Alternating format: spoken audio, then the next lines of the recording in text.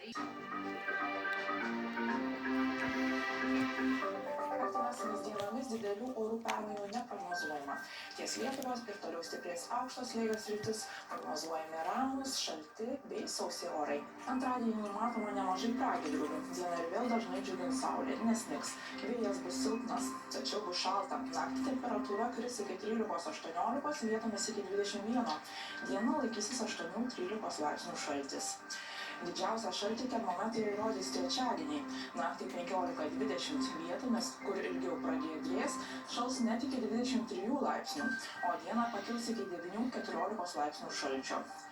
Dieną šiek tiek sustiprės rytinių krypčių vėjas, sniego ir toliau nenumatoma. Ketvirtadienį debesuotumas didės, bet iškris nebent kelios snaigės. Temperatūra žemės jau ne taip sparčiai.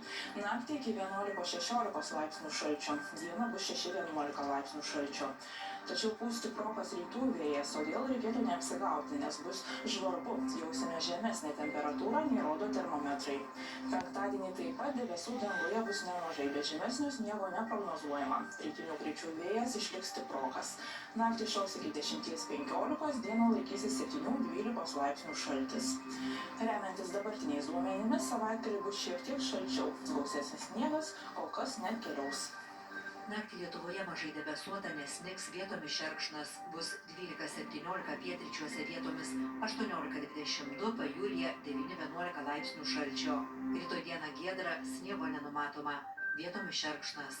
Oro temperatūra 5–10 laipsnių šalčio.